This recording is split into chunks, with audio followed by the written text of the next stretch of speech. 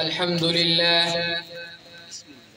لله رب العالمين، والصلاة والسلام على سيد الأنبياء والمرسلين محمد وعلى آله وأصحابه ومن تبعهم بإحسان إلى يوم الدين. أما بعد، فأعوذ بالله من الشيطان الرجيم. بسم الله الرحمن الرحيم. يا أيها الذين آمنوا اتقوا الله حق تقاته ولا تموتن إلا وأنتم مسلمون. صدق الله العظيم. يا أمة محمد، موضع لا كموضعين، ومسجد لا كالمساجد، هو القبلة الأولى ومصر الرسول، مجمع الأنبياء وأرض المحشر والمنشر، إنه بيت المقدس. أحبائي وزملائي الكرام، بيت المقدس هو المسجد الأقصى في المدينة القدس.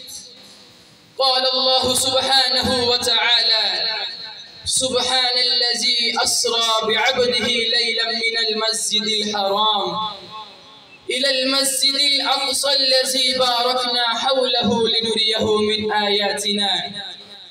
وسمي الأقصى بمعنى البعيد لبعد المسافة بينه وبين القبلة. ويسمى البيت المقدس أي المطهر من الذنوب والمطهر من الأصنام ونحوها. فالآن أين حكام المسلمين؟ أين أسلحتهم؟ أين طائراتهم؟ أين غيرتهم؟ أين وقوفهم مع إخوانهم؟ أين وقوفهم مع إخوانهم؟ أنتظر من النصارى أن ينصرهم، أنتظر من النصارى أن ينصرهم. لماذا لم تفعلوا شيئا؟ ماذا قال الله سبحانه وتعالى؟ ماذا قال الله سبحانه وتعالى؟ أين طائراتكم؟ أين غيرتكم؟